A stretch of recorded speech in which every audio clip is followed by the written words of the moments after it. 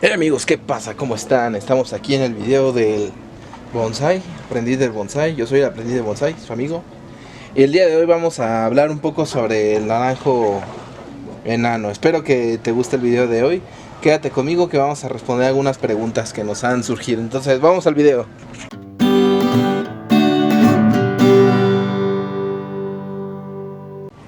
Bien amigos, entonces estamos aquí con este arbolito. Aquí les voy a poner el nombre científico para que lo puedan consultar, ya que a veces cuando buscamos uno de nuestras especies, la buscamos, yo les podría decir que este es el mandarino chino o naranja enana.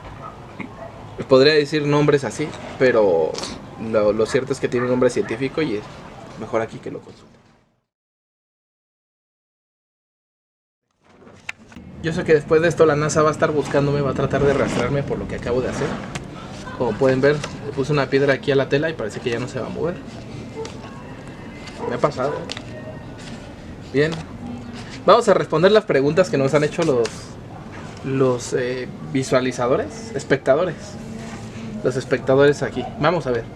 Aquí tenemos una pregunta de Rodrigo Navarrete. Dice así: ¿cualquier árbol sirve para bonsai? ¿Haz uno de araucaria o de cocotero? El cocotero no lo conozco. No sé si se trata de un árbol o una palmera. Yo espero que sea un árbol. Si es un árbol, pues sí voy a intentarlo, amigo. La araucaria es un pino muy bonito. Hay ejemplares en bonsai que sí se puede tener en bonsai. Es un estilo literati, o sea, como recto formal. Y ese queda bastante bien. Aquí les voy a poner una fotografía para que lo puedan ver. Incluso David Cortizas tiene un video donde tiene una araucaria como bonsai y yo creo que queda bastante bien. Se ve muy bien. Sí se puede. Hay algunos árboles que pues no escogemos en el bonsai por distintas razones. Está por ejemplo el arce Arakawa. Es una especie muy bonita. Es un arce japonés.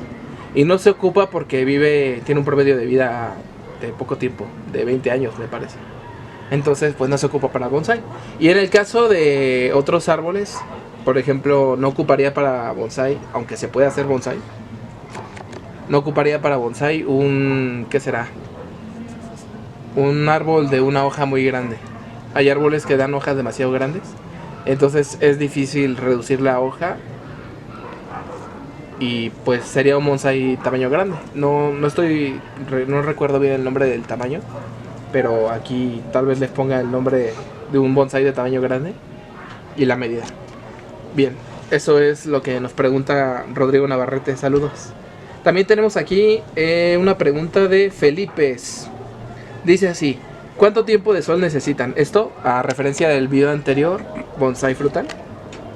¿Cuánto tiempo de sol necesitan? Es que tengo uno, pero no le cae el sol directo, solo terraza y el resplandor a veces. Bueno, los árboles generalmente requieren mucho tiempo de sol porque pues son árboles. En el caso de este espécimen, yo lo tengo, le da el sol aproximadamente desde las 11 de la mañana. Ahorita estamos en invierno, en el norte. Le da desde las 6 de la mañana y le deja de dar aproximadamente a las 6 de la tarde. Es cuando ya no le da el sol. Y le está dando sol directo. Entonces es una recomendación que le esté dando el sol directo. Aparte, toma en cuenta que si quieres que te dé frutos, lo recomendable es que el árbol esté expuesto al aire, a la lluvia, este tipo de cosas. Porque también los insectos son los que polinizan estas cosas, o los que provocan que exista la fructificación, en este caso. Este está muy bonito, miren. Vamos a hacer un enfoque a este fruto. Miren este bicho, amigos. Está muy bonito, muy saludable. Un poquito picoteado, pero eso es lo de menos. Incluso si un animalito se lo comiera, por mí no hay problema, porque realmente no como estos frutos tan seguido. Es un fruto agrio, rico, pero pues generalmente lo que ocupo es limón de mi limonero. Tengo mucho limón, entonces ahí está. El abono se pone aproximadamente generalmente se pone en los meses duros para la brotación y para este tipo de cosas, que es en primavera y en otoño. En verano también sí fructifican estos árboles, Pero en primavera, en invierno yo no le pongo ninguna clase de abono porque el árbol, bueno, no lo utilizaría, no le serviría de nada. Solamente lo desperdiciaría. Ahí está.